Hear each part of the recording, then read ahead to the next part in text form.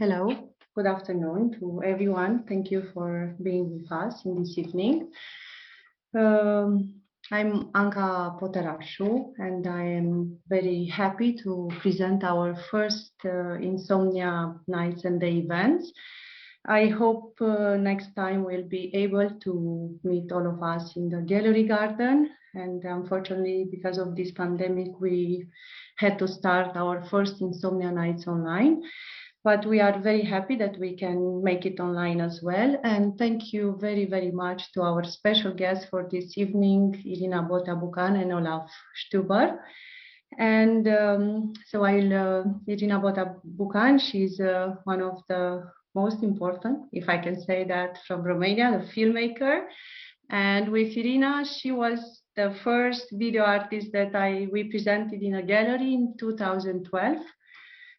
Irina, if you remember, our first exhibition. And Olaf Stüber, he's a curator, art dealer, publisher, and now he's the director of the program Video Midnight. Video, thank you. I'm very nervous. So it's my first presentation, and so video art at midnight. And of course, it's the well-known cinema Babylon in Berlin. I've met Olaf as well many years ago, and when he had his gallery presenting just video art. So for me, was something that was almost impossible to understand. How can you sell and to live and to survive as a gallery just presenting video art? So I'm very happy to be here tonight and to talk about the future of video art. Before to leave the speakers and our guest and also my colleague Cristina Stoinescu, who will mediate this conversation, I will tell you a few words about our program. So Insomnia Nights, it's an event part of a 2-year project developed by ARAC, and it's in collaboration and supported by EEA grants and our partner from Iceland, ARTAG. And we organize international artistic and curatorial residencies, exhibitions, and a series of talks with international artists and curators around the world. And now I will leave Cristina, my colleague, to mediate this talk, and please stay with us until the end of this meeting. Cristina? So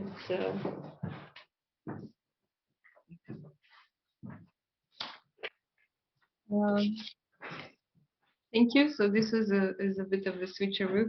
Hi, Irina. Hi, Olaf. Hi, Cristina. Hi, Cristina. Hi. Thank you so much for being here. And thank you, 𝗲𝗁𝗁. Planning on everything going smoothly this evening, but it's our first live stream on Facebook. So in case it doesn't work yet, to the people watching us, please don't worry, we'll try to fix it fast.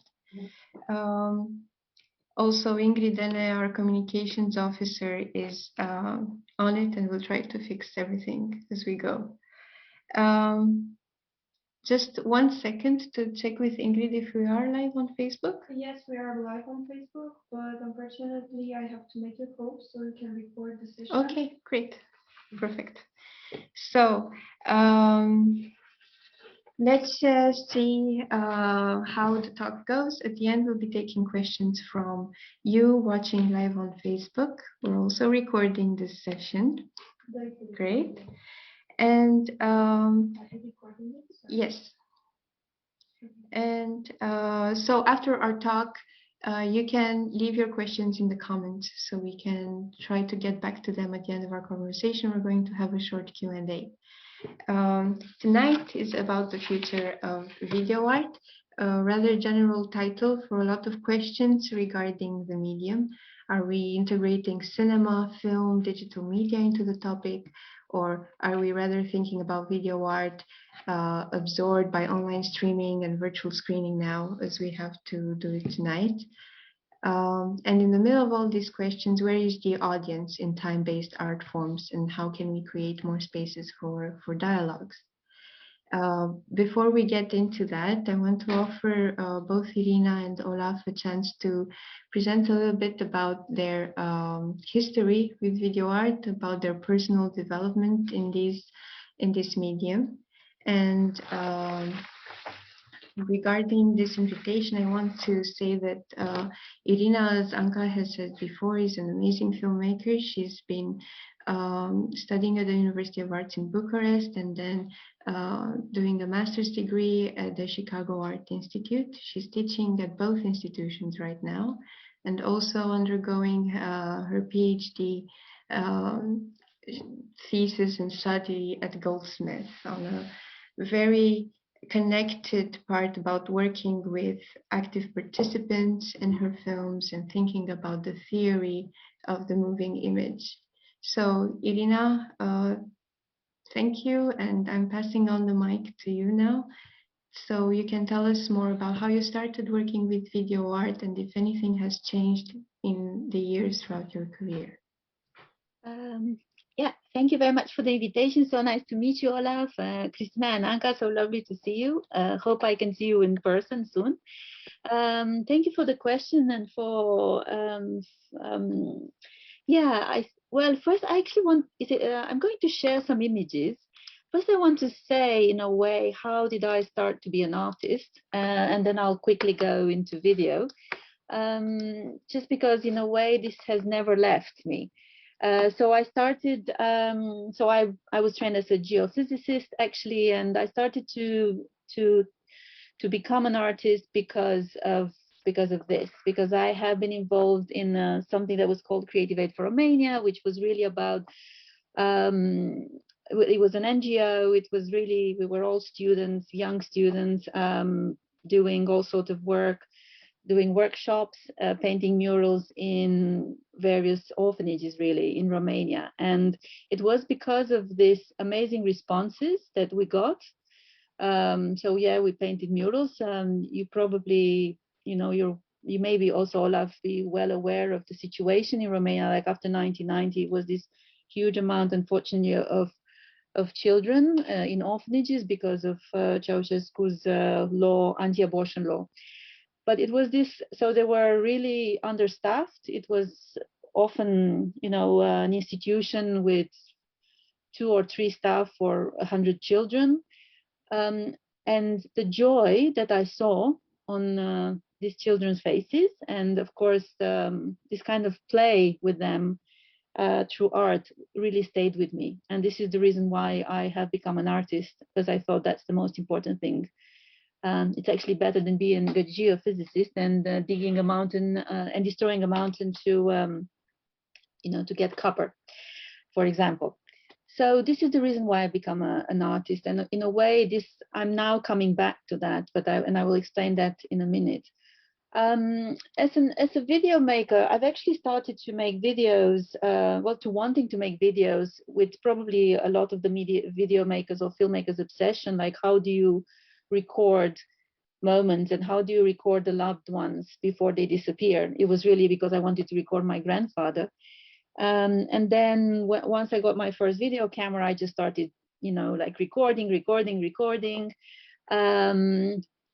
And of course, then it was really, I've learned about kind of history of the video art much later, if I'm honest. It was first like this impulse of recording and kind of, and making short stories that are in a non-narrative way, actually, if that makes any sense.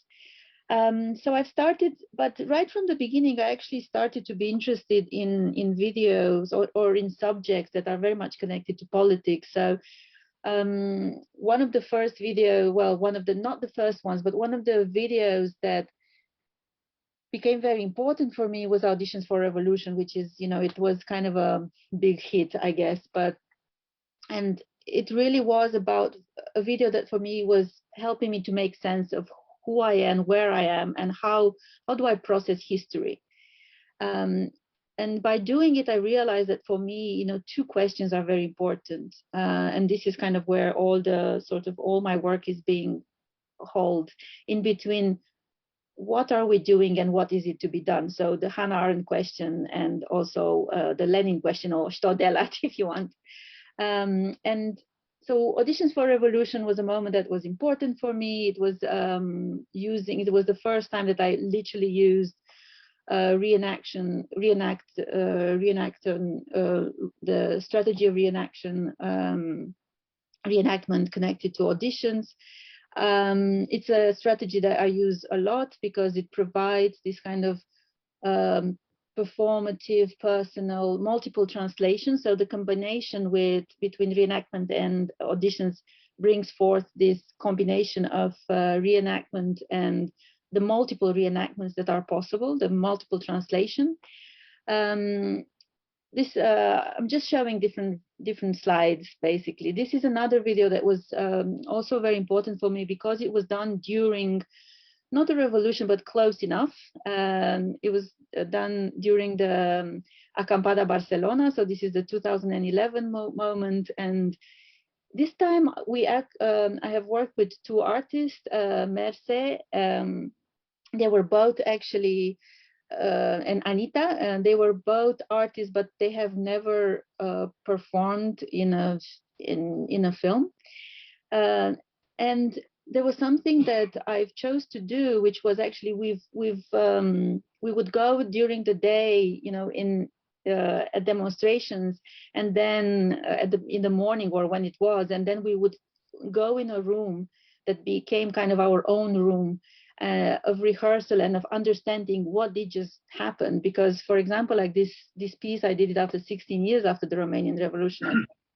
And this one is something that was instant. How do you understand? For me, it was about how do you understand this political moment that you're part in, but in the moment.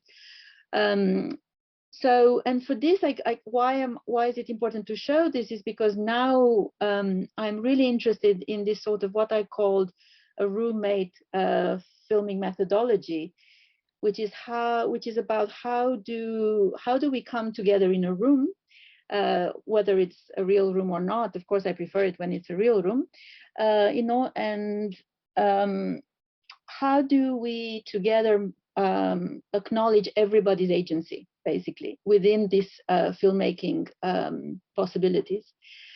And this is something that I'm using also for my PhD, which is on cultural houses and cultural hearts in Romania. This still, for example, is from the cultural house, the youth cultural house in 𝗶𝗶. It's part of the video that I made with John Dean. So now I'm most of my video work. It's always a collaboration with my partner John Dean.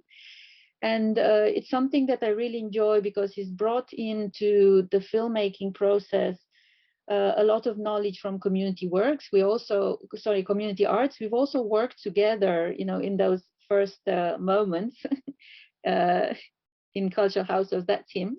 Sorry. So this is that's him. So we've also worked together, in this NGO with children. So it's a really nice kind of roundup of events in a way. So the cultural houses and the cultural hearts, in a way that for me, I think it's a way to come back to my initial desire of trying to find or trying to work with a sort of a very democratic idea of art making, I think. And these particular cultural houses, they are contested sites and they have a very complex and complicated history. But on the other hand, they have provided places where people can learn how to play the guitar, piano, sports, ping pong, theater, cinema, photography. I mean, depending on location and depending on the size, they were really providing a lot of material means on one hand. Of course, there was a lot of blunt, obvious, unapologetic propaganda that was connected to the formation of the socialist identity, the socialist consciousness during 1945 to 1989. This cultural house is actually, and cultural house have a longer history. I'm gonna be quick because I don't want to, because I think I don't want to expose it. I don't want to talk about my whole PhD. But but from this subject, actually, this idea of the relationship of filmmaking and the room and kind of the democracy that we can have in a room has started for me. Yeah, sorry, maybe I should leave Olaf also to talk. I don't know if I have any more time to. I don't know if the 10 minutes have gone or not. I don't want to be very keen on time. At one point, Okay. we'll start sharing more democratically this discussion. I wanted to ask if you want to share a 1 minute from the film. Yeah. It is now a matter of learning hope. Okay. To kind of end your presentation also about this democratic idea of art making, but connected with these ideas of what we're doing and what there is to be done, which is I'm going to keep. So I'm going to stop your screen sharing. Yeah. You go at mine. Oh, and you the sound as you're well trained. Right. Okay. And Great. Impossible to know desire other than by satisfying it, and the satisfaction of our basic desire is liberation. It is impossible to know desire other than by satisfying it, and the satisfaction of our basic desire is liberation. It is impossible to know desire other than satisfying it.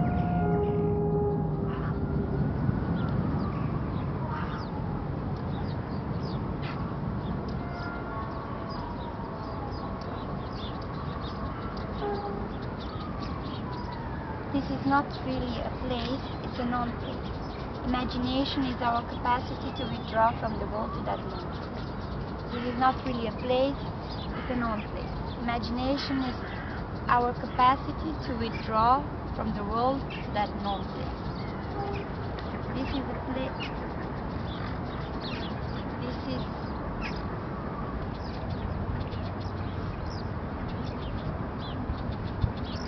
This is not. I really love that that we started with this small fragment. It's a work that I also love, and also the sort of rehearsal that is going on is very much how we feel with this live stream, with all sorts of. This is a non-place. This is what we're rehearsing right now, and I'm really thankful also that Olaf Stüber is with us. He's a curator, publisher, lecturer, and advisor for contemporary art, with this magnificent platform to promoting films and videos in Berlin, Video Art at Midnight. It takes place at the Babylon Cinema with monthly screening series. And just preparing for this talk with Olaf Stüber has been great.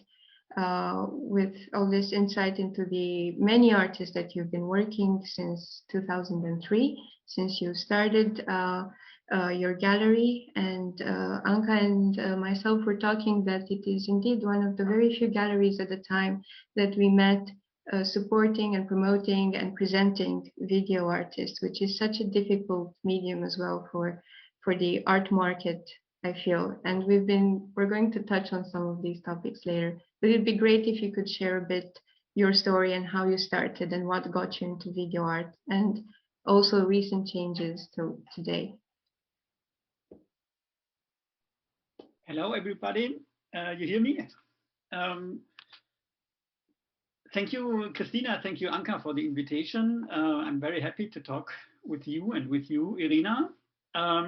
So I approached video art from another angle than Irina. I'm started as kind of art business. I tried to show you some pictures also.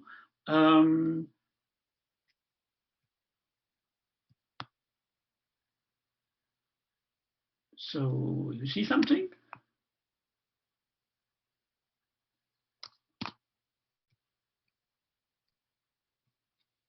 Oh, it does not work somehow. We've been rehearsing this, but it's always technology. Sorry, yeah. So again. Okay. Perfect. Now we share, no?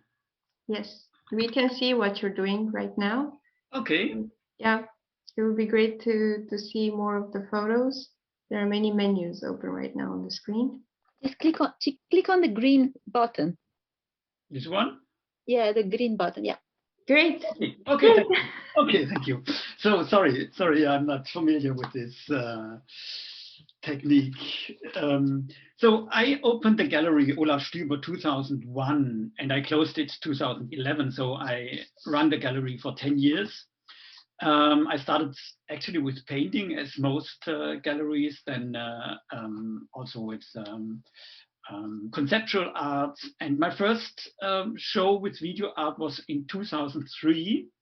You see that's my gallery space in 2001. And my first show with video art was with 𝗲𝘃𝗵𝗵, a French artist who lives in Copenhagen and who played the role of kind of clown, perhaps. He tried to find out at this time what moves the Danish people when they see a French guy coming and asking stupid questions. I don't know if we have the chance to show a short part of a work, but probably during the talk, but probably later after the talk. At this time, in 2003, there were actually no gallery in Germany who dealt with video art, who promoted video art. There was only one in Frankfurt, Anita Becker's, and actually no more. So for me, it was very interesting to start with this topic. Still, we worked, you see here on the screen that we worked with VHS, with Mini DV, with DigiBeta. So it was quite old school. And for me, as gallery owner, it was interesting because it was a new market. Actually, the video art started in 1963, and the first gallery was in 1973 with video art, but still it was not common at this time to deal with this technique. The second show I made was with Corinna Schmidt, and this show was very, very successful at this time. A lot of museums came. At this time, more museums bought art than collectors bought. Private collectors didn't exist at this moment. Actually, only some big one like 𝗲𝘃𝗶𝗵𝗵𝗁 in Munich or 𝗂𝗏 collection in next to San Francisco. But there were not these collectors we know nowadays. So at this time, museum came and they started to collect, and they really started to collect video art. And it was not a question that I was a good gallery or not. The only thing was that I was a selling point, actually, and they knew, okay, this kind of art is possible to buy. And so they started. And step by step, more and more artists came to my gallery, asked me if I want to represent them. And so step by step, more and more artists came, like Guido van der Werve, Stefan Panhans, but I also made projects with Karen Sitter, Tobias Siloni, Yael Batana, and so on. And what I was intrigued also in was that the audience, the guests, the people who came to the gallery, they talked with each other.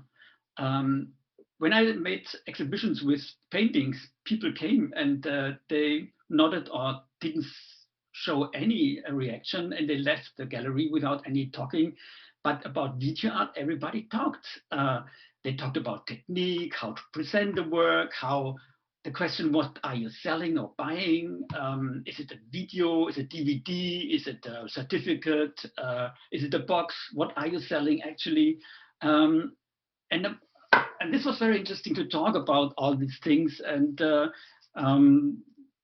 this was actually what was fascinated of. I stopped the gallery. What changed? Actually, the market changed. Nowadays, I think either young and small galleries or international working galleries can survive or make a deal.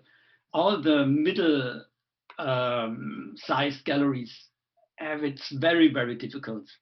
And still, after 10 years gallery works, I have to say it's almost impossible to run a gallery only with video art or media art, or however you want to call it. Also the pricing range changed. When we started, for example, the works by 𝗲𝘃𝗶𝗶𝗵𝘁, they cost around 2,000 euro, or later Corinna Schmidt 4,000 euro. Nowadays, it's difficult to find artworks under 10,000 or 15,000. So this also makes it difficult to find new collectors. And the art world, the art production also changed. The productions became more and more big, and they more and more expensive. So also the prices rise from this side, and the art world itself changed. It became more and more about profit, earning money, kind of capitalism, and there's a kind of globalization. So you can't sit in your gallery in Berlin or Bucharest or wherever waiting for collectors. You have to go out, you have to go to fairs all over the world, and this costs a lot of money. And this with video art, it's actually almost impossible, because you see here, for example, Art Cologne, I think it was in 2006 or something, we tried to show video art on a fair, and you know the space is very expensive, very small, and you have to find a way to attract people, to keep them viewing video art, and to show perhaps more than one work on your space. And so we had here two containers, one over the other, and the one was the one work in the top down one, the other one. This was a space also at Art Cologne 1 year later, with only one work inside, but with posters around to attract people, and also with sitting possibilities to stay there. But anyhow, the market changed, and for me it was almost impossible to survive. And when I closed the gallery, I already had established the project Video Art at Midnight with Ivo Wessel, a friend of mine. And since then, I'm showing video art in a cinema, totally different. We probably talk later about it. Situation, totally different situation than in a gallery or in an art space. Yeah, for the beginning, I think it's okay so far. Thank you so much. It would actually be interesting to see the short excerpt that you prepared from 𝗲𝘃𝗶𝗶𝗵𝘁. I think it will connect well with the way we engage with audience, which is what I want to tackle first in our topic of discussion. So if you agree, I can also share it. Yeah, okay, fine. Okay. I'm getting good at this, Irina. Please be proud of me. I am French. I grew up in a French colony. I am a professional tourist. I have always enjoyed to travel, to collect knowledge, take photos, shoot video. I document what I think within people. I observe cultural differences. I share my experience with others. Denmark is one of my most exotic destinations. I suddenly saw a family party outside, in the public area. It's private or public party? Is it? Party. It's a private party. Birthday party. It's a birthday, but it's private. Yes. Okay. The flags means it's private. So when you have the flags, it means you close the area. And this is the door. And now it's private.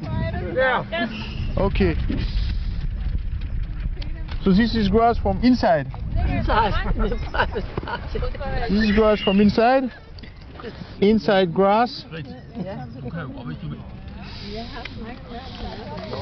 And here it's outside. Here. This is outside. Outside grass. These flags were like borders for people, a kind of way of marking their territory. I decided to make a test.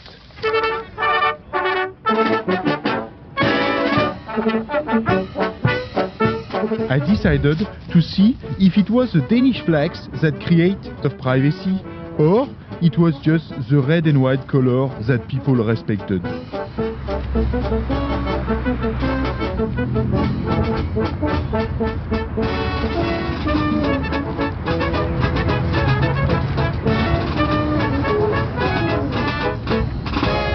Are you Danish? You're Danish?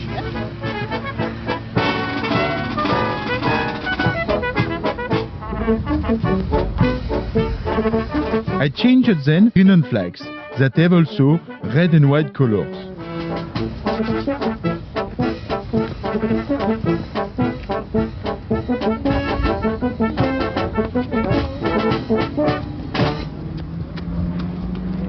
But my test was interrupted and I had to open the door for a rolling convoy.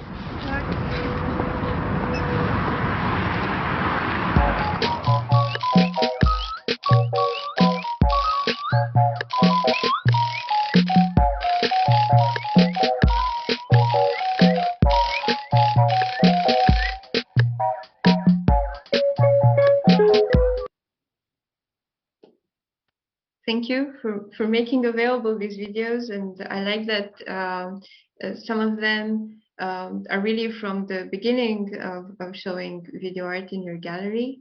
I also want to say that after our talk, we'll have streaming of videos throughout the night to keep up with the name Insomnia the Night with selected work from Irina Botea Bucan and some selections from courtesy of Olaf Stüber, but with some of the artists that you worked throughout the years. So I thought also the excerpt of 𝗲𝘃𝗺𝗵𝘁 was very nice to have also when we speak about how we connect with people. In the film 𝗲𝗃𝗲𝗵𝘁, he's a chaotic tourist in Denmark trying to find a way to sort of initiate the way of the land. How do we do this with video artwork? How do we also relate to what Irina was saying earlier about bringing people in a room and engage with them in time-based media? So I would like to break a bit the mold of Irina talks now and Olaf talks now and just engage in a sort of cursive dialogue. If you want to take away the mic, please do. Yeah, I don't know. Okay, I guess I could start, but as a maker, I don't. I'm sure I have a different way of thinking about the audience as a gallerist or as you, Olaf. I don't make a video with an audience in mind, even though there is some sort of consideration that I guess I should have about audiences, but in a way, it also seems to me unfair.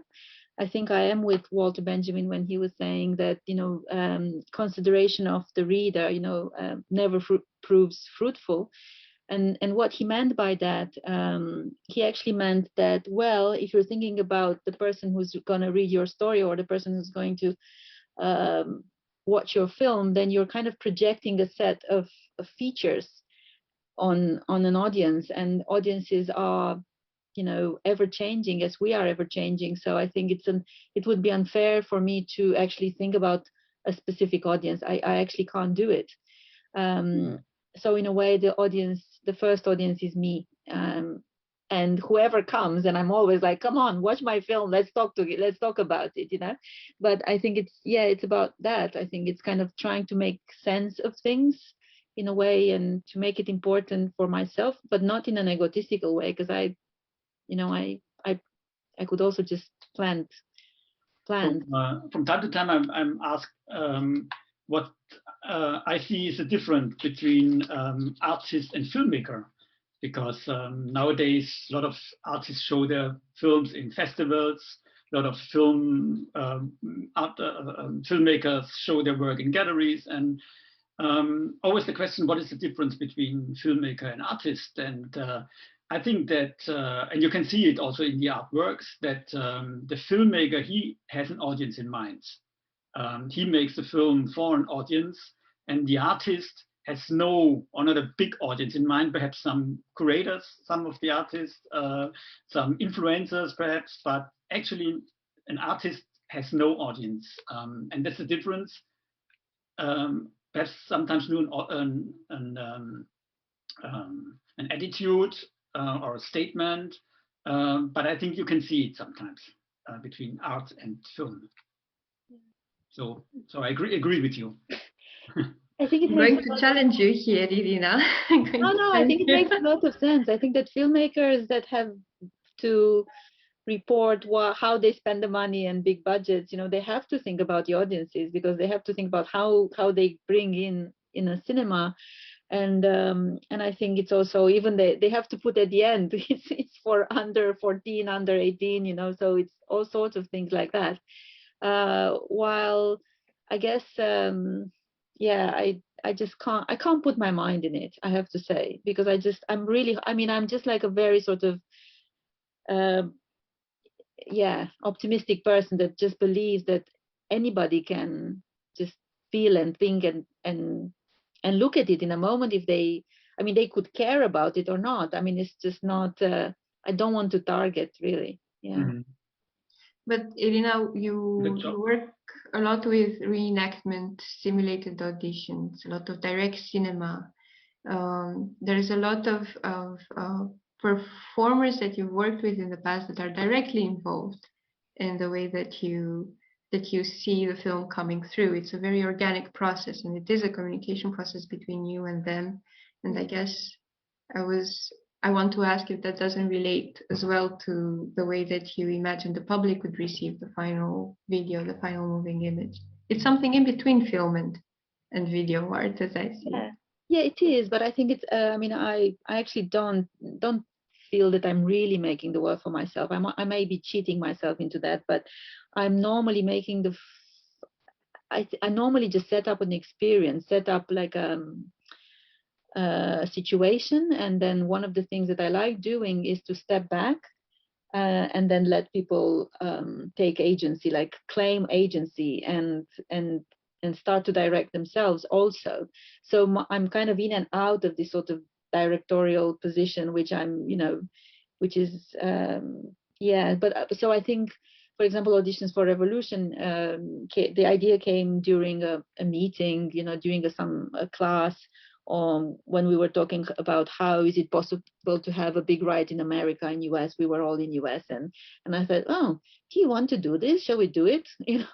And I just like, you know what? I thought about this, and then I did it with all my friends. So, and it's so beautiful when you do it like this, because you keep seeing your friends, even after 20 years, which is really nice. So for me, there is a meeting point, basically. Yeah, each video provokes a meeting, an encounter. And it's very important that that people are not vehicles for an idea, but it's quite the contrary. The people's agency are a vehicle for meaning. It's very important to see how they think, how they smile. Their reaction have to be there. Yeah. And also, Olaf, you've had so much experience with video art at midnight, which I see it also about getting the video art a bit out of the gallery and more into a public space and more into a cinematic experience for the viewers. I did it already in the gallery. I invited artists and curators to show works also in the gallery space. with kind of screening evenings, but just the gallery was too small. Only 30 people fits in this room, and then the people were queuing, and so I decided to look for another space. And one day I was standing in front of the cinema, of the Babylon cinema, and said, wow, that's nice. I have to come only with the artist CD or DVD, and everything is arranged. All the chairs are standing there, the projection is there, big screen is there. So it started, and to be honest, very profound. And step by step, I recognized what I did, or we did there, that it's really another meaning to show video art or film in a cinema. This special place, it's an dispositif. There are seats fixed. There's a huge screen. You are fixed to the screen, and all these things. You end the watching of works together with other people in a community. It's something totally different as if you sit alone in a gallery and watch a video, or if you pop in during an exhibition, pop in a video. You don't know where's the beginning, where's the end. And all these things developed within the years, or in my mind, or I understood it more and more what actually we are doing there. Because even if we make a differentiation between video art and film, if we so choose to do, I think there are many types of video art that we can speak about. And in preparing this meeting with you, Olaf and Irina, there was a lot of discussion about the history of video art and how it actually, from what it started from. And there was a discussion of video art being at the start against this sort of TV media all the time, see it in the TV, on the TV screen. And I would like to get a bit more into that with you both, as we did in preparing this conversation. Yeah, actually, in the beginning, when we talk today about video art, actually it's not video art anymore. Artists work with video, with the media video, but in the very beginning, it was also about the tape, about the video. The video was the message, the media was the message, Michael McLuhan said. And there was also a struggle with TV in the very beginning. The first video work was done by 𝗪𝗵𝘁𝘁 in 1963 without any video. He only manipulated TV sets, actually. Then later, some years later, 1965, I think, the portable video camera 𝗲𝗲 came on the market, and 𝗪𝗵𝘁𝘁 started to film with it. And this was time of Luxus and happenings and performances, and the video camera started to be to film, not to hold all these events, actually. And interesting is that the picture quality was very, very bad. At this time, film material was much better, 35mm, 16mm. You could wear these machines very easy. You could make beautiful pictures, but video art, it was easier to handle with light. And but in the very beginning, you also could only to record. You couldn't cut in the machine. It was very difficult and old somehow a way back. So that's how video art started. And then a bit later, also against TV, the fight was that pirate TV stations were built, for example, by Marcel Odenbach, Klaus von Bruch, and Ulrike Rosenbach in Cologne. They had a pirate TV station, and step by step, there was a kind of development, but I lost my threads. No, I think that the way that we began the discussion, it's also like connected with digital media, and also the way that we're starting even this series of talks and conferences, that we're doing online streamings and online presentation. And the idea of video art that, yes, started on tape and on VHS, and that is now under digital form. That's, like you said, now it's very easily copied. And how much does the medium influence the way that we think about video art? Irina? Well, of course, I think it influences a lot, and you know, my question is if it was, you know, like how are we still thinking also about what was then the impetus around video art, which was, you know, strong political messages, really. Whether, okay, we don't watch TV so much anymore, but I think that is in constant flux and constant transformation. I think, well, it's interesting because I think the relationship with cinema has always been there. And I think that now, you know, there's the transition between like what we still call video art, kind of mistakenly or not. You know, Bruce Jenkins would say exactly like you, Olaf, that yeah, there is no more video art because who's really filming on VHS tapes and who is actually showing on TV. It was not even meant to be projected. It was meant to be shown on in this kind of TV size relationship, which is a very different relationship than the big screen, you know, which is, you know, you're immersed in it, while the TV is kind of, okay, the world is something that you can look at. You know, you can have that perspective. And I have to say that I'm also making it, I love projections a lot. I really love projections. I want to be like 1 pixel, you know, from there. I just really love projections, and I love cinema. And I think, but I think there is not just like a kind of migration from the video art or from the digital moving images to the cinema, which is still digital these days, a lot of it, but it's also vice versa. I think that the influences have been made in both senses.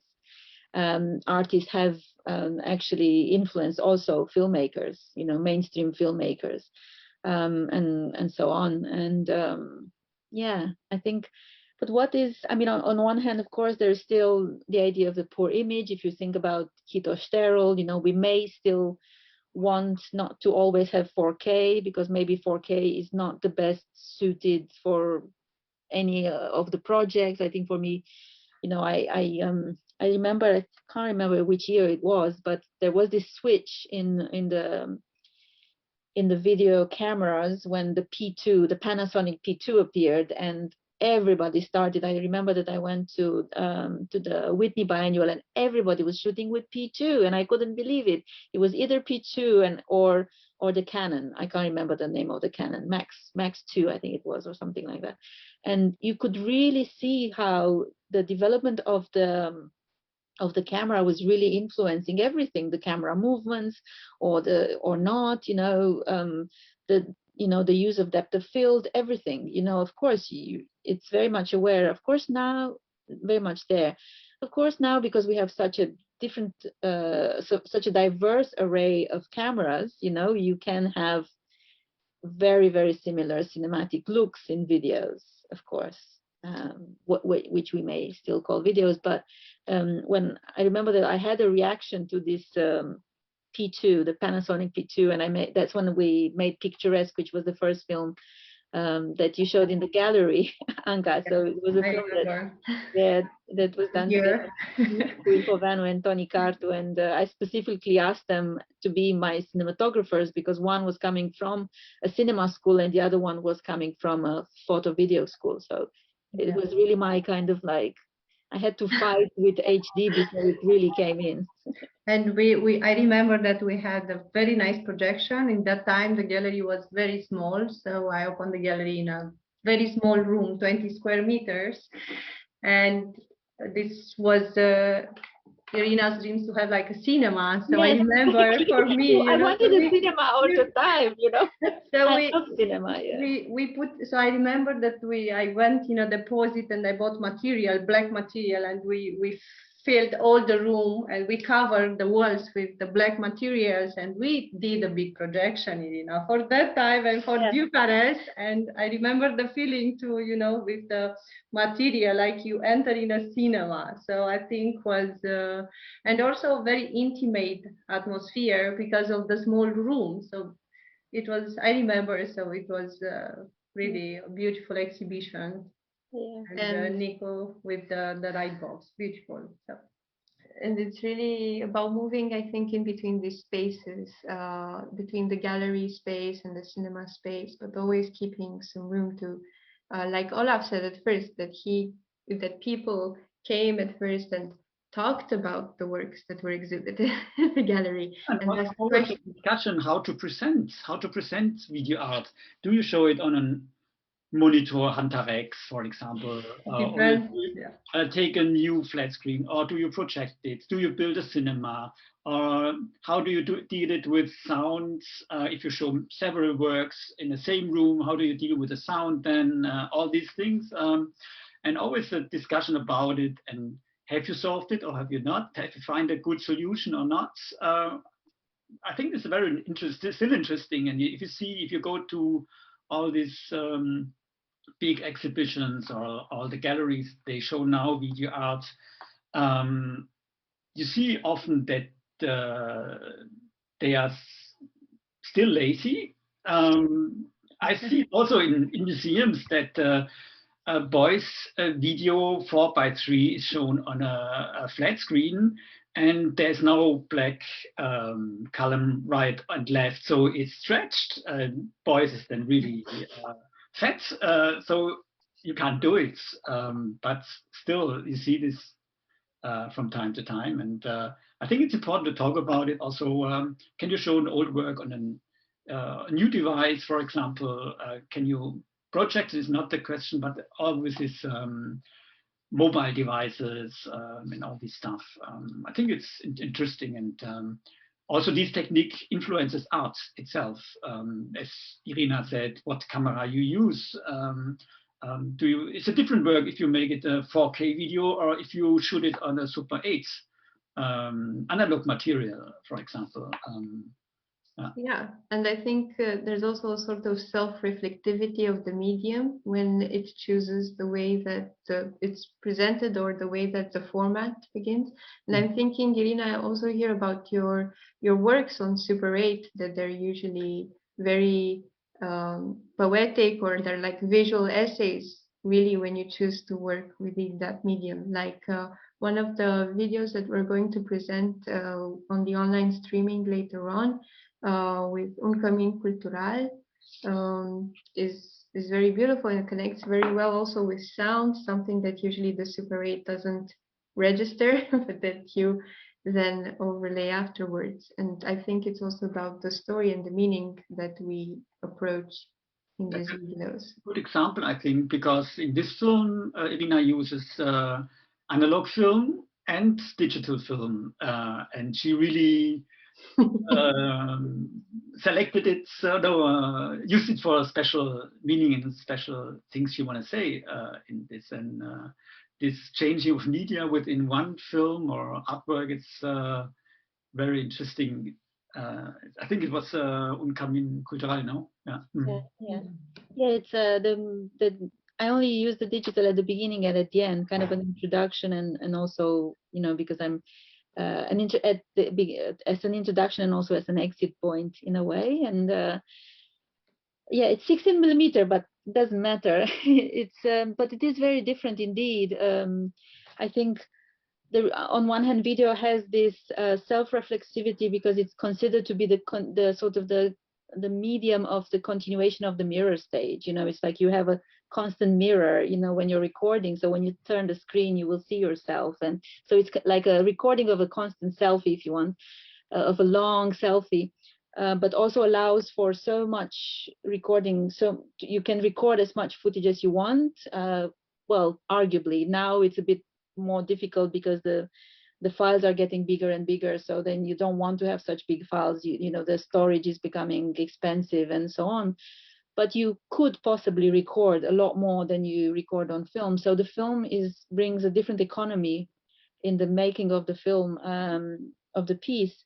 And also for me, it brings in another type of interaction, because there is the preciousness of the old camera. I've always used old cameras, you know, old Bolexes or ARRI that, you know, they're not pristine. So there's always this kind of factor, are they going to collapse or not, which I like actually to work with.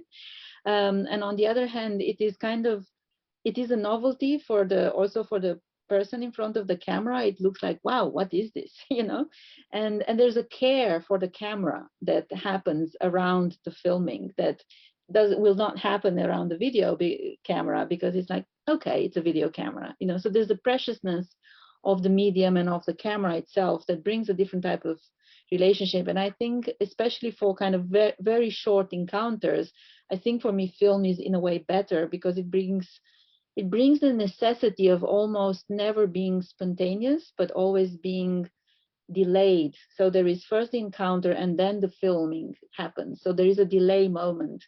First you talk and then you film. While with the video, I'm always like, okay, this is it, doom, you know, which is sometimes unfair, let's say. It brings in this kind of unfairness in it, I would say. Also this sort of direct relation with what you're representing, that you're just letting things happening in front of the lens. Yeah. I was also very curious about how you communicate with both, because you've also, Irina, you've had many collaborative projects, like you mentioned, with 𝗵𝘃𝗶𝗵𝗁, and how do these discussions undergo in presenting the video also with other artists, and if there are usually maybe a prescription of how to present a certain video, or is there a negotiation between those who are showing and making the video? I'm expecting, Olaf, that you also had your share of experiences with artists that you've presented on how to show their films or how to show their video art. It depends. They were artists. They were very. They knew what they wanted from the very beginning, and they said that the exhibition has to be built like this or that. They knew when they came what kind of floor they want, what kind of walls they want. But others, it was more often, I think, there were discussions. What is possible? It's also a financial thing. If you have a gallery, also a museum, I think some artists have dreams or ideas how they would like to show their work. But sometimes it's not financially not possible to do it, and then we have to find another solution. And it's always looking for the best way to show the work, and it's really kind of a little fight every time to find the best way in the possibilities you have. Yeah. It's true also for us, it's a challenge always. And we are happy, very happy now to have a project room, a video film room. So now in the new gallery space, we have a basement where we have a room just for videos and films. So that's great after 10 years. So there's no more discussion. It's also kind of advantage of a cinema. There is no discussion anymore. But it's you have the screen, you have the projector. Perhaps we have the Babylon Cinema has a 4K cinema, huge projector, but also 35mm and 60mm film machines still. They're a bit old and bad maintained, but they're still working. But you can't discuss anymore. There's no second screen, no other sound system than this system. What's there? So it's there's no discussion anymore. It was also. But I'm also curious, Olaf. How did you grow? How do you grow an audience? You know, how did it happen? Like in the Babylon Cinema, like how? I mean, is it about making a constant sort of program, and then people know what to expect? But then I'm just curious if you want to talk a little. I mean, I'm curious about it. I would like to know.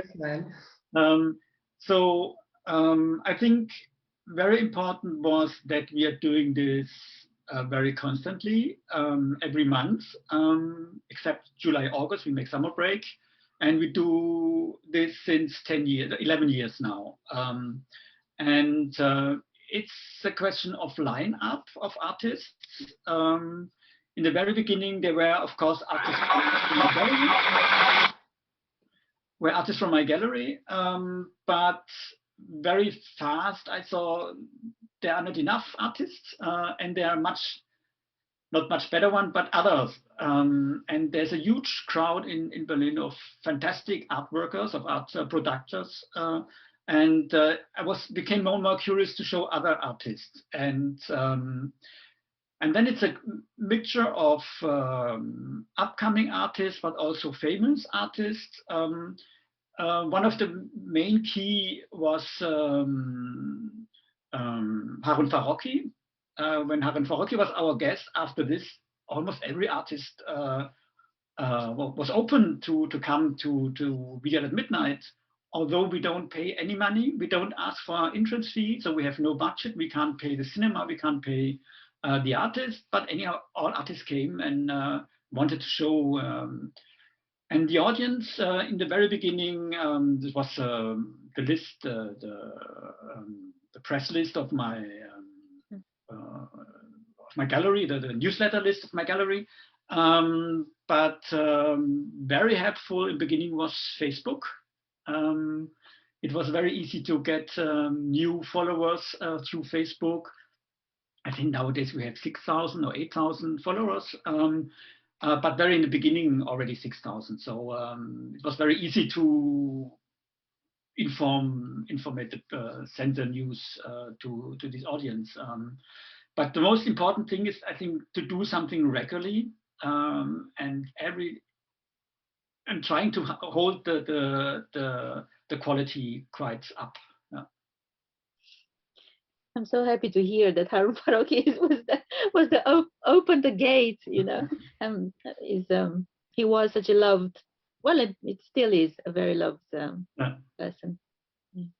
Was And also a very important figure for me. And also, Irina, I know that also in your research regarding also the cultural houses, the cultural hearts that you're researching, you're also very involved with the idea of how can a community build their own idea of what is art, what is culture.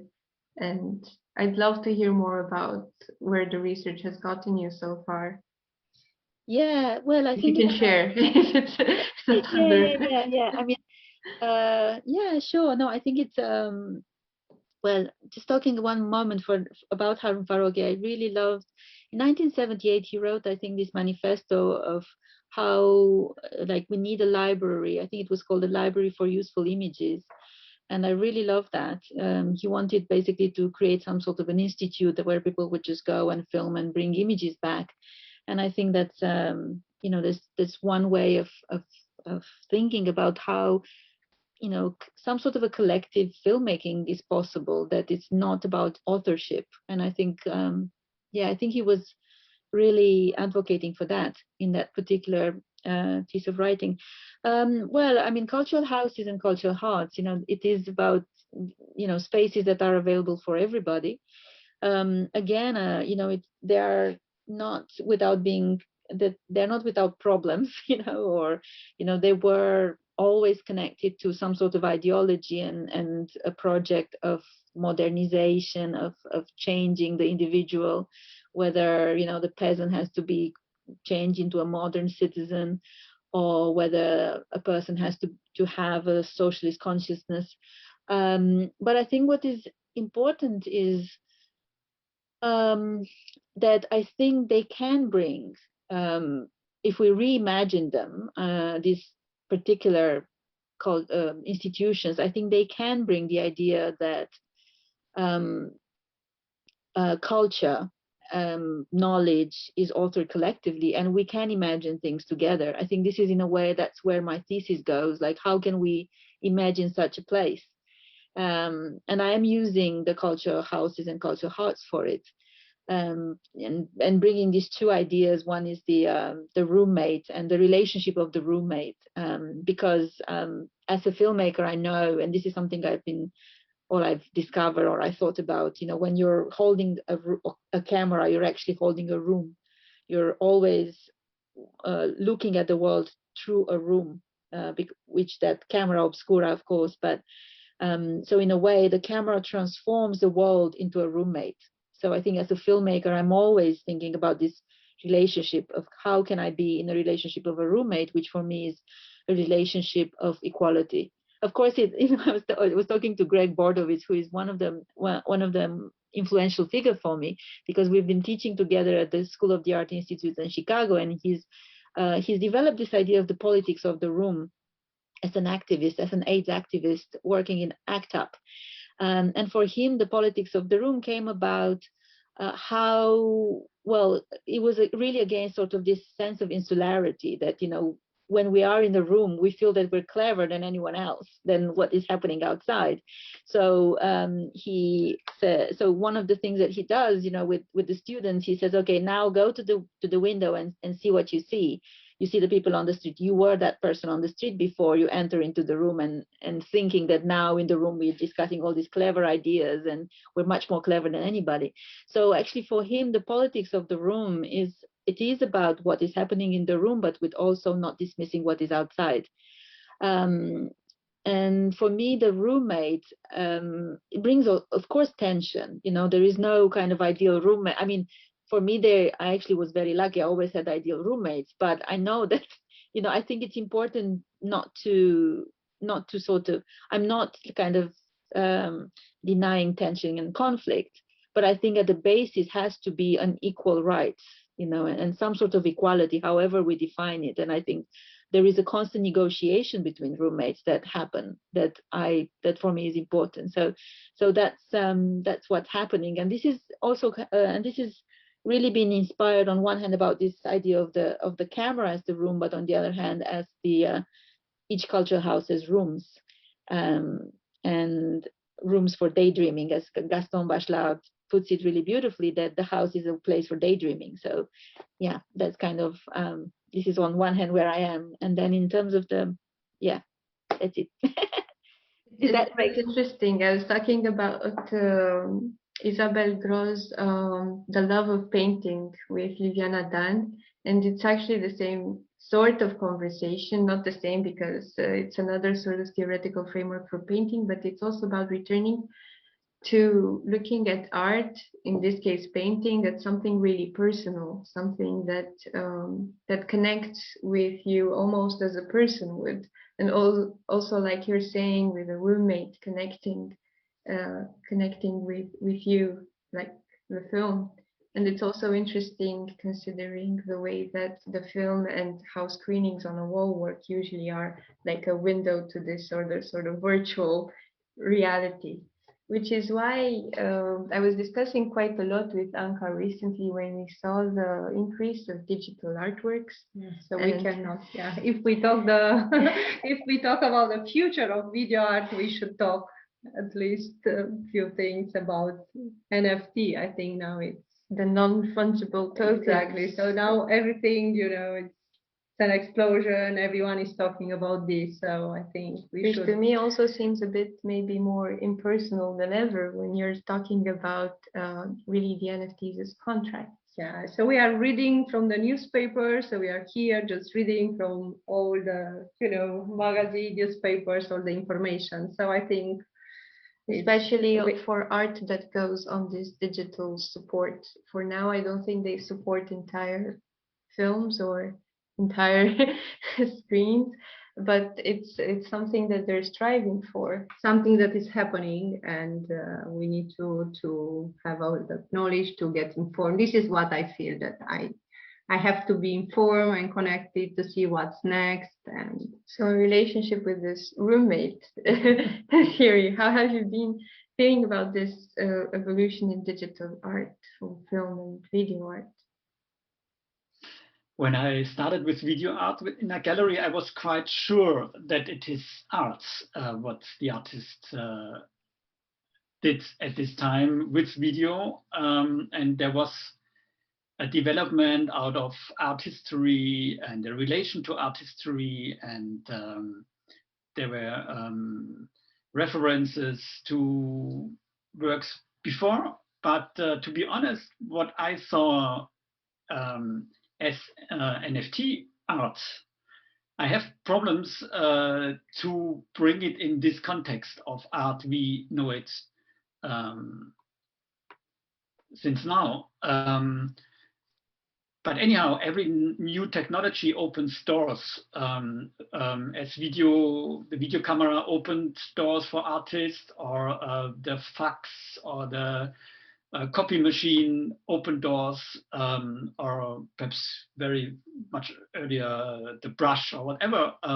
So also the digital, the blockchain opened doors, but I'm not sure if it will become really an art movement, and there are artists. Last week I was at 𝗲𝘂𝘶 studio, and we talked also about NFT, of course, and she also thinks about making an NFT artwork, but I'm not sure if this. I don't know if anybody saw you once one of these works. These are kind of screensavers, not more. Some seconds, something moves a little bit, or it's only photography. But of course, you can pack in on this blockchain contracts and the author's name and the name of the buyer, the name of the seller, and everything. Every information is there. Kryptonized. So the only very interesting thing for me as somebody who deals with video art is that there's a strong connection between artwork and information, like the certificates, and you can't separate it. And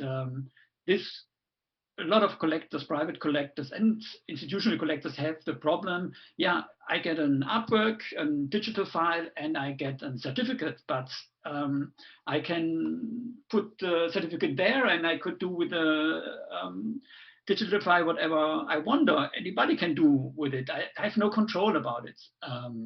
And with the NFT, you can have it because there is very, like a signature on a painting, you can't separate information from the artwork, and this is a very important thing.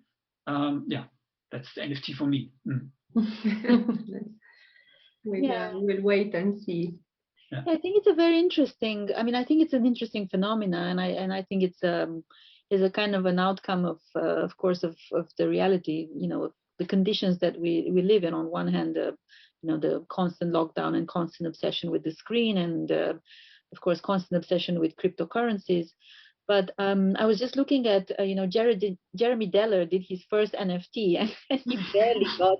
Now it shows $182 the price, but last night I thought it was 900, which is very little for an NFT. So it's interesting how there is a kind of an upside down of values from the art world. And I looked at the links that you sent me, Olaf, because I didn't know about NFTs before. And I mean, I'm not talking about the 69 million, but I was looking at this. Okay, what is $30,000? And they were really like My Little Ponies kind of images, So it's interesting. What do people like? I mean, I would, if I was to make one, I would go for cats. I think that cats sell, definitely, but a little bit like animated cats, but somehow, kind of good resolution. I think it's interesting to see. Like, I'm curious, in a way, is that ever going? I mean. But what I would have liked to see is a kind of a new media that also wants to bring some sort of enlightenment. Like, this is kind of what I would like to know, if there is any interest in that, or otherwise, is it becoming a coin? Is it like more becoming a sort of cryptocurrency, a visual cryptocurrency?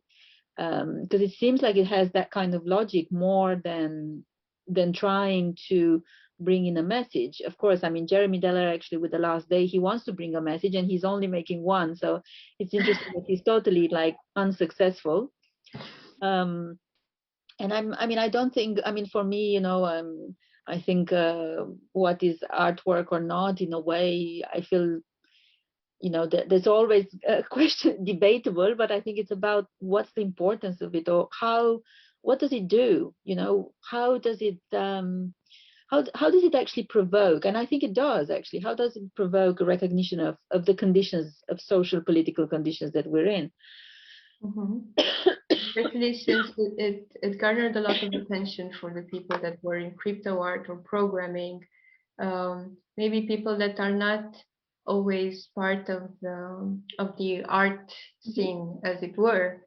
So, and many of them have this crypto coins, so they go in communities and vote of what the coin should do. So it's also returning to your very first part of introductory, Irina, with what are we doing and what is there to be done. It's a bit interesting to see where this still, I think, very early, but it's been a shock to the art world, I think, a bit. Yeah. So it's a kind of shock because it's goes around the art market, and it's a little bit like in the beginning, COVID. a little bit like the beginning of video arts. Also, the artists who started to work with video in the 1960s, they want to undergo the art market. They wanted to be not professional. They didn't want to make good work for good money.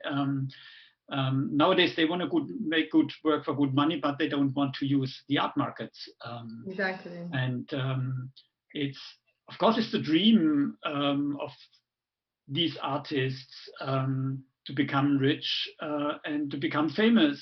And a lot of them don't succeed or never try to go through the art market. And now they dream that it's, or they think it's a possibility to do it this way. Yeah, and it's a chance. Actually, for their artists, they really sell a lot of artworks for a lot of money without gallery. And yeah.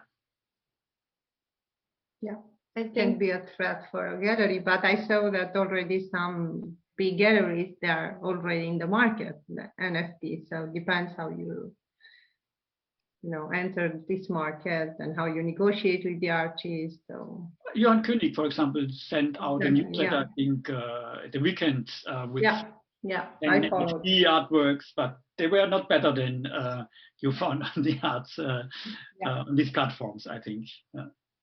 So unfortunately, he didn't ask his artists to make NFTs. I think that would be much more interesting what Julian Rosenfeld or whoever is who is represented by Johann König, what they would do for NFT. That would be much more interested than all this other stuff he's showing now. And I think it's also interesting to think again with the NFT and the sort of coin creating, and it's and also what you said with the discrepancy between creating good art and selling it. I think also the idea of a good art is under question, which is not a bad question to ask at all, about how do we constitute and think of good art. But before we are nearing the end of our talk tonight, but before that, I want to ask you of the future events that you're doing, or what are the upcoming months hold in charge for you. I hope that but soon there will be a trip to Bucharest and that we can all meet in person as well. Yeah, Video at Midnight makes a break still. I think we will not revive Video at Midnight before September, because we make break July, August. Perhaps we make something special in August. We will see what happens. But at the moment, there's running, it's the end of a screening series with Haus am Waldsee, a Berlin institution. We showed their films by 𝗲𝗲, André Sala, and now I think is still running Jon Bock, a new work by Jon Bock. It's really worth to see. And then I'm creating a screening series also online as everything at the moment with 𝗲𝗃. 𝗲𝗃 is a project space for art and architecture. And last year we made a program on the topic of architecture, the city, the picture of the city was called. And now we prepare a program on labor, the complex of labor. Will be a 9 weeks program on the topic of labor. So this is what I'm doing at the moment. Which will be nice also considering 1st of May is approaching, and it will be... We start 1st of May and the celebration. And Irina, I know there's a lot of writing in your future right now also for the PhD thesis. I'm not mute. Yeah, there's a lot of writing, endless writing. And more towards publication a little bit. I think I'm looking into that, and as you know, I'm also doing embroideries. But I also want to resume video making and filmmaking. I have to say, I miss it, you know, because the last year, since the pandemic, I actually haven't shot much, you know. So, and that's something very unusual for me because I normally shoot all the time, and there's still a lot to edit and to work on that, but I'm missing. But it's also the upcoming Mediterranean Biennale at Haifa. Yes. Where you're showing one of the films that really impressed me, also the story behind it with the balcony that was made during the isolation period, the lockdown period in Bucharest, but also about all these shifts in the city that they're thermal isolating every building and destroying a lot on their way. Yeah, I forgot. I actually did that. I actually did it during the pandemic. I forgot about it. I don't know. It's like so... But it's actually something that goes hand in hand with your embroidery, which is another project that connects so nicely with how the image is made and reflects a lot about on how actually pixel by pixel and then stitch by stitch, how things kind of connect. So there's something that I personally really look forward seeing more. And I hope that soon we'll be vaccinated and we'll travel and we'll see each other. So the challenge. As I'm nearing down the end, I just want to make sure that everybody knows about the streaming project. To the people watching us on Facebook, if you've got some questions, type them fast because we're near the end. I thank you both for taking part and for making the time for now this evening, but also for preparing this evening with us. It was a really nice process to have. Thank you very much. The talk will be available online. We were a bit late to start recording. Will be available online, the important bit of it, and on the website. And starting tonight at 9 p.m., you'll be able to see a collection of films selected from, again, the work of Irina Botea Bucan and John Dean, and films courtesy of the artists that are working with Olaf Stüber. 𝗲𝘃𝗫 will be showing a film by her at the end of this conversation, and then you'll be able to see on the stream 𝗲𝘃𝗫𝗁 and Agnieszka Polska together with Marcel Odenbach. Thank you also to the artists Thank you very much for allowing us to make this insomnia night really an insomnia night with your videos. We hope that we'll... Yes, please. Can I ask Olaf a question? I forgot. Olaf, do you think that there are could you talk? I mean, do you think that it's possible to talk about genres in video making the way we talk about genres in filmmaking? I've been wanting to ask this question actually for I forgot about it. Yes, perhaps.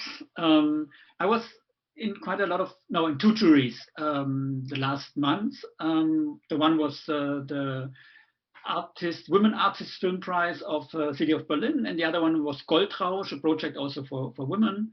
And it was very obvious that there's a strong focus on essay film and documentary. I was really rapt how many artists work with documentary and essay film. And this is the one genre, if you want. And the other one is more this cinematic kind of work with famous actors and with a lot of camera and really a huge equipment, like a Hollywood cinema maker, a little bit like 𝗲𝘃𝗶𝗵𝘁, for example, or also Yael Batana, or this cinematic artwork is also kind of genre, perhaps. I know if I think, is it what you mean, or Yeah, no, I was just curious if you see, like, where do you see the video art now? Like, what is it trying to do? Like, if you just and if there's fiction, non-fiction, I mean, there's genres borrowed from, like experimental narrative, like borrowed from cinema, like experimental cinema, or less experimental, fictive. There's not that much fictive works, I would say. Much more, yeah, essay and documentary was very, very strong the last year, and the projects the artist proposed, and perhaps there's a separation. On the one side, this production that costs a lot of money by artists. They are represented by gallerists. They also, they have to satisfy the collectors and their needs. Perhaps they don't react directly, but a little bit it plays a kind of role. And on the other side, artists, they are not represented by galleries who don't have money, who don't get money by the state or by the community, by the city and they have to deal with the lack of money, and they have to find ways. And I think one way is to work with documentary, also with found footage, and your own person, often on your own person, your own family, your own, Yeah. And I was also wondering, I mean, I think that what has happened during the pandemic, everybody started watching films. I mean, I think we all consume films quite a bit, whether movie, Netflix, I don't know, I don't want to kind of name it. And I wonder if you also have, I mean, I don't know if we can actually quantify that, if there is also an increase in consuming video art, or is it mainly film? Film, I would say. But no, on the other side, the program I told with 𝗲𝘃𝗶𝗵𝘁, we really had good viewer numbers. For example, Andrisala was seen by 1,100 people.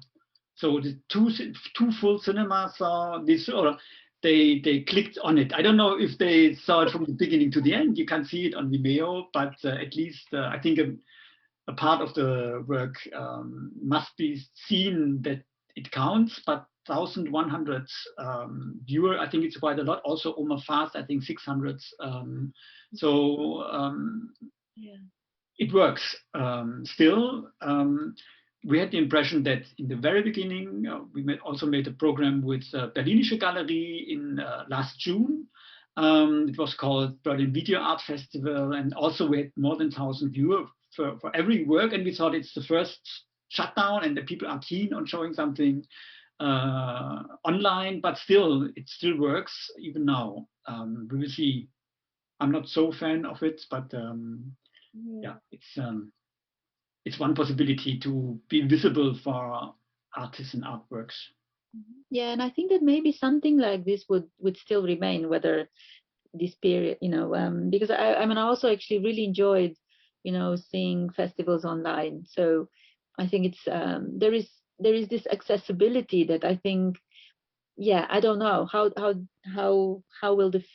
will you deal with it in the future? This question of accessibility versus this question of encounter. You go to a cinema, so you set up a date, you sit on a chair and you're going to meet there, and there's going to be a collective viewing, and whether we're going to hear everybody's popcorn or not, there's something else that we know that we're watching the same thing together, versus this availability, like I can watch it okay for 3 hours, but I can still I'm quite often asked now if we will show Video Art at Midnight also online in future, that we make this screening in a cinema and then put it online. But until now, I done it and said no. Video Art at Midnight is this live event, and we make probably other programs with other institutions. But Video Art at Midnight is this coming together and sitting together in the cinema and watching works from the beginning to the end. That it's important, and it's the history of video art, and we will do it as soon as it's possible, and will not put all works online. Yeah. And can I also ask, how do you survive? Like, because it's a non-profit, right? You don't make profit out of it. So how do you? I think that's important, when there's a non-profit kind of thing involved. Like, how do you make it happen? How do you sustain it? On the one side, I'm publishing a video art edition, the Video Art at Midnight edition, artworks that I really sell to collections, mostly to institutional collections. Then I advise collectors and artists, and I published a cookbook, the Video Art at Midnight Artist Cookbook, and there's several columns on which I built this, but actually everything comes out of Video Art at Midnight. In the end, it's my network. All artists I showed, I have a good relation, and when I ask them if you want to do something together, it's very easy to bring an exhibition or a program together. So I'm often invited, or was often invited by Goethe Institutes, traveling all over the world, often to China or to Asia. This is the way I survive. Yeah. Thank you. Yeah. I also want to say that on a second thought, I think you're right. I think that NFTs are not necessarily artwork, they're coins. I've been looking, I wanted to share this. I've put like the Jeremy Deller piece, which even has like this coin on it. I don't know if you want, can I share it for an audience? Share it. I don't want it to be the last image, but I think maybe, for... It won't. There's no... Oh my God. The apocalyptic. Yeah, so this is it. I can't make it bigger, but that's it. Yeah. Yeah, so you see, it's only 0.1. Yeah. Oh, okay. Jeremy. We're burning everything behind. Yeah, but I think it's exactly like, it's exactly what he, in a way. Yeah, the artist will donate the proceeds to charity. But anyway, well, I think it's I think he made it on purpose, exactly like that. Just one that has to burn itself in a way to destroy itself. Also, like, okay, let's burn the NFT. So I think it is quite an interesting reaction, actually, of Jeremy Deller to it. I want to thank you so much for the questions and answers. It's great just looking at you talk, which is nice. And also, I want to end this sort of Zoom meeting with two artworks. One of them is very much related to what we were talking. It's called The Beautiful Lie by 𝗲𝘃𝗵𝘁.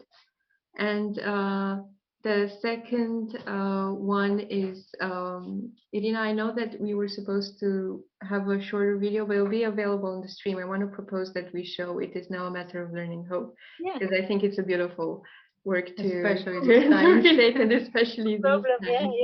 Yeah. Great. Yeah, let's hope. Let's hope. Let's hope.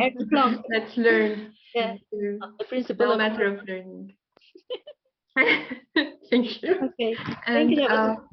yeah. Thank you so much. Thank you. And see you soon, hopefully.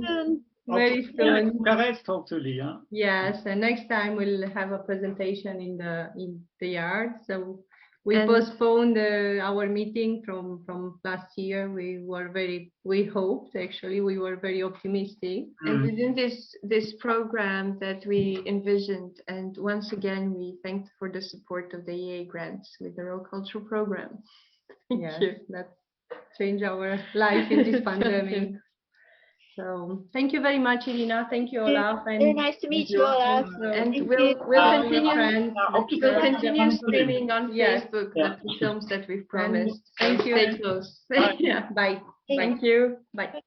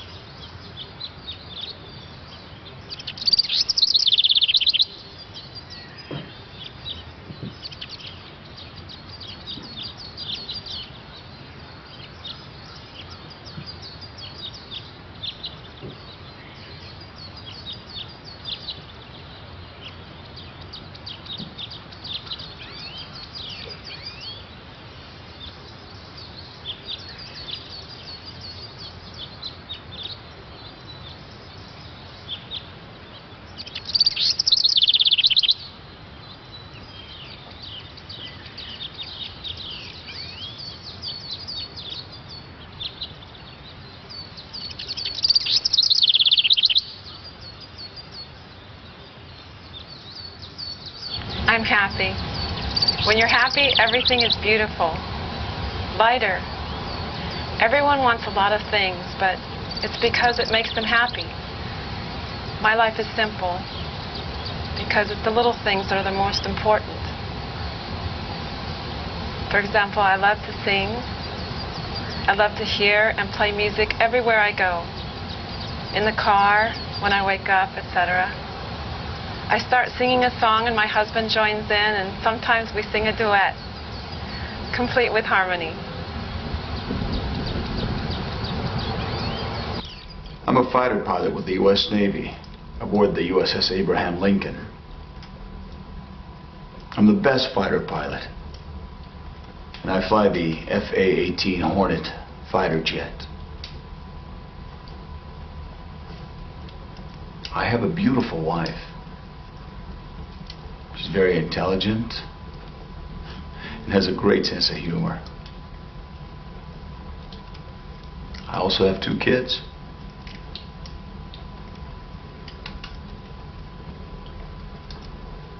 We got a happy family. And I'd say we live a pretty fulfilling life.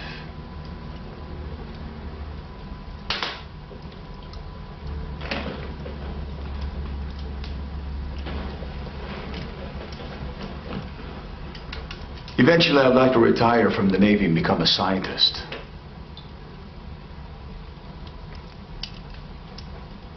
I consider myself a model citizen, and my family attends church every week.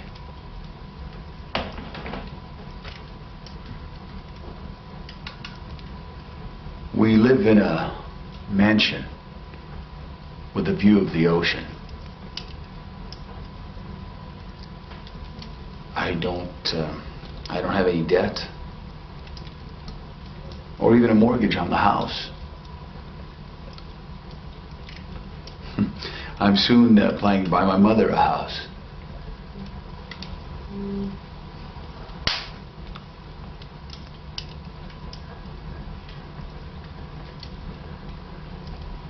The weather is beautiful, just perfect. Always sunny.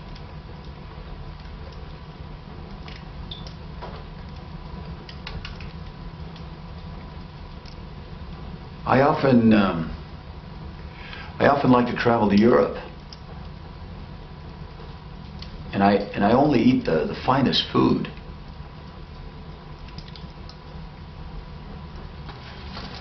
I have a cute husband, a lot of kids, and we all are truly happy.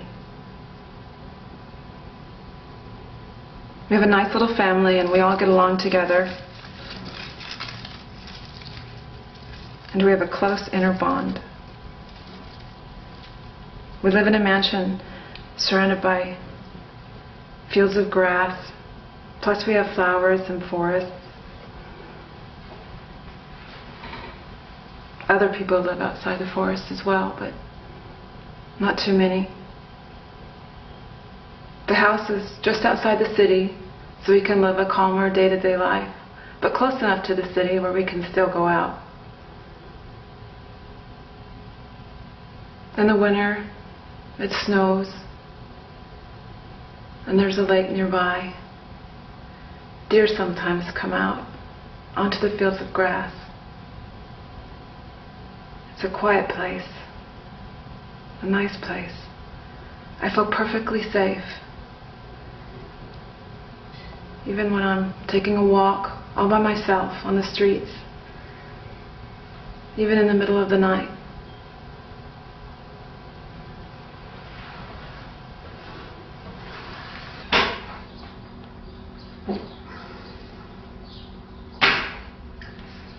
We have a maid who works in the house.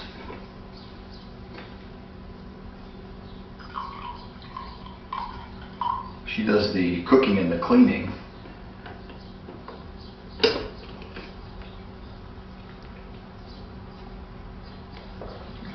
We just don't have the time.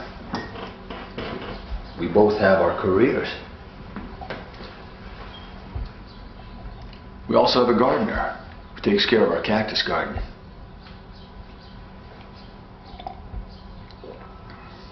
We make enough money for extra stuff like cars, sports events, dogs, and summer houses. In the summertime, we vacation on a remote, just a beautiful remote island where the peaceful atmosphere consumes all the stress and leaves us relaxed.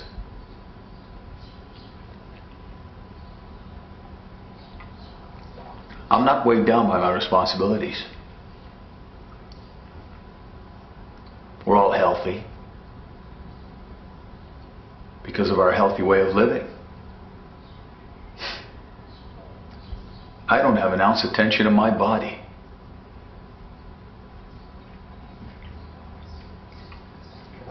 I work out 3 times a week,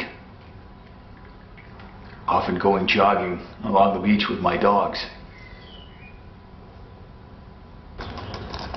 We both have careers and we have a large home and lots of cars. We spend the day working, and in the evening we do fun things like watching TV or reading. I have lots of friends who I speak to all the time because I often call them on my cell phone. Sometimes they get so busy I don't get to see them as often as I'd like, but it's nice to know how they're doing and what they're up to.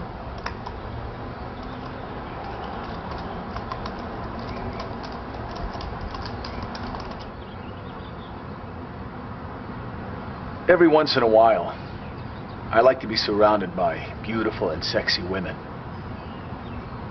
put together well. Because it's nice to have a change. Oh, it's nothing very serious. My wife, she's very sexy. And she works hard at it. So I can't complain.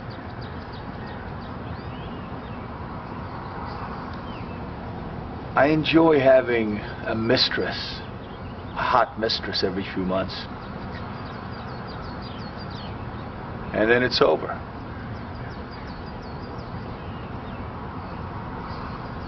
It's important to have something to look forward to every day. But I like to keep my routine consistent.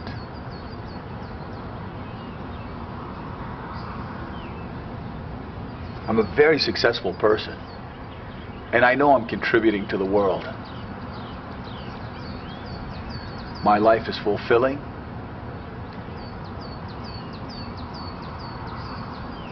and when my time comes to go, I have no fear of death. And no worry about any unsettled accounts.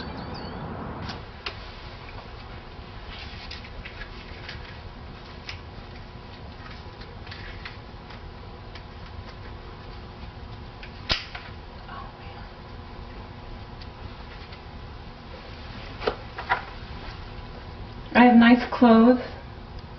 I enjoy some luxuries, especially our two beautiful dogs.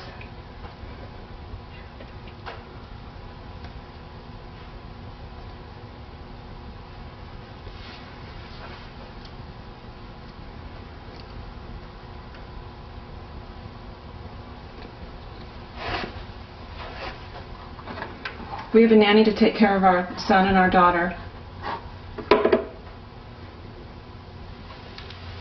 They go to private school, so we can make sure they get the best education possible. They're both beautiful and intelligent children who I hope never grow up.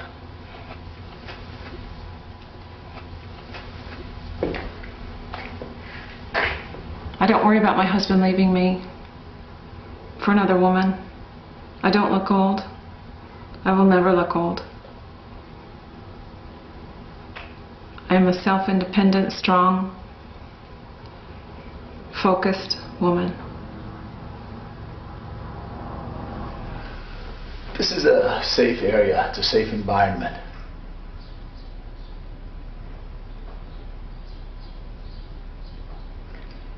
There are no murders, no rape. People have nice homes, and the streets are clean.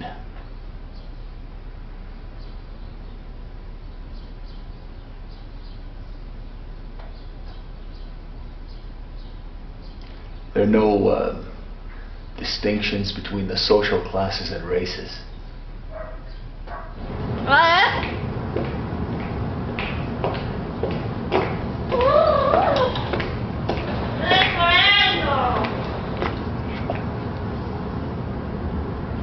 I think our lives are perfect.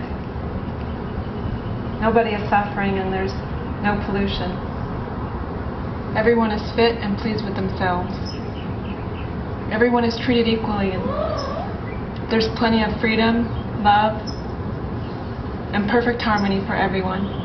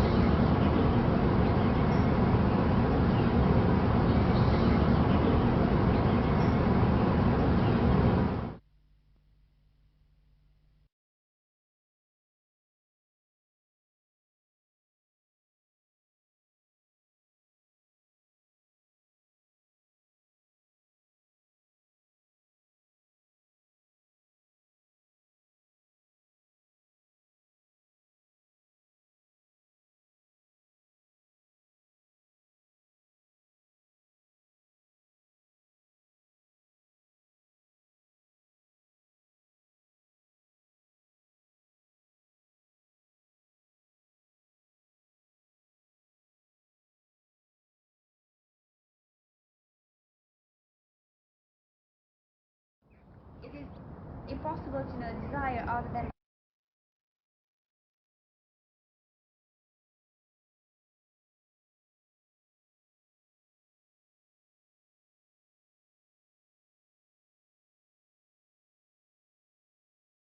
by satisfying it, and the satisfaction of our basic desire is bliss.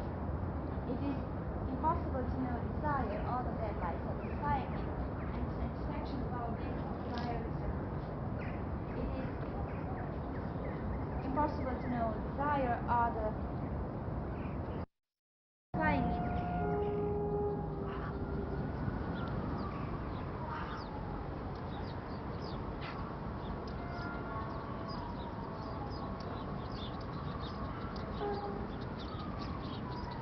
This is not really a place, it's a non-place. Imagination is our capacity to withdraw from the world to that non-place. This is not really a place, it's a non-place. Imagination is our capacity to withdraw from the world to that non-place. This is a place.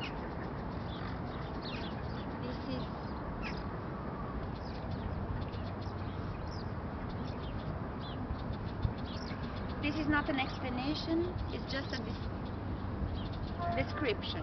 Because how we do it, it's almost impossible to know. Thus, when making a picture, we no longer are within the world. We no longer exist, we exist.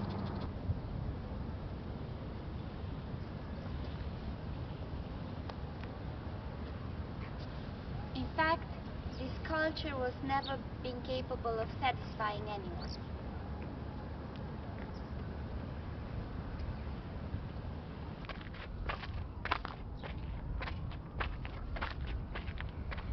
When I say desire in 21st century, I mean the unknown.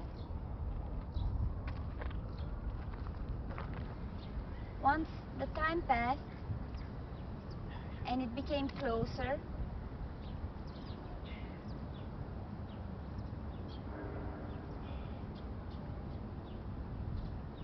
the art was mastered in a terrible fashion.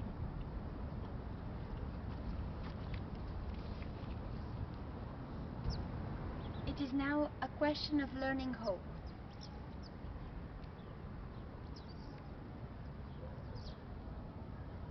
Hope, superior to fear, is neither passive like the latter, nor locked into nothingness.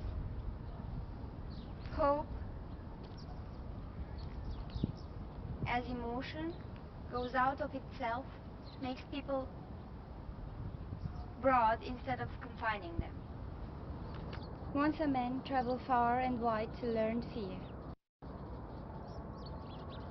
In the time that has just passed, it came easier and closer. The art was mastered in a terrible fashion.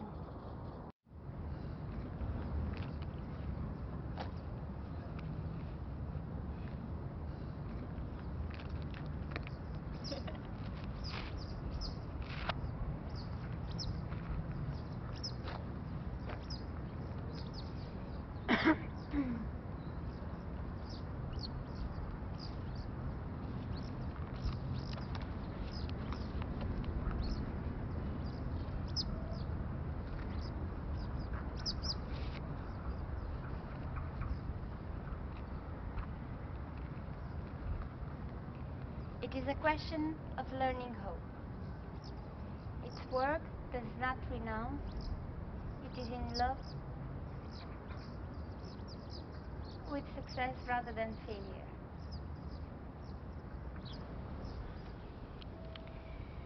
I'm not surprised that you think so. But if you had been with me in Utopia and had seen their customs and institutions in person as I did, you would agree that you had never seen people well governed anywhere but there. Okay. You would agree that you had never seen a people well governed anywhere but there. I'm not surprised that you think so. But if you would have been there with me in Utopia and you would have seen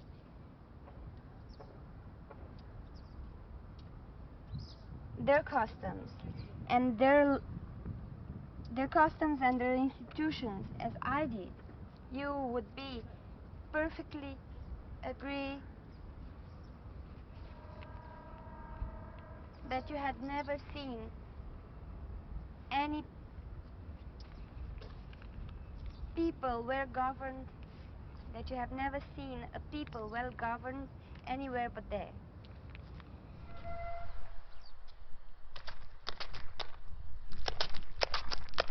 And the satisfaction of our basic desire is a revolution.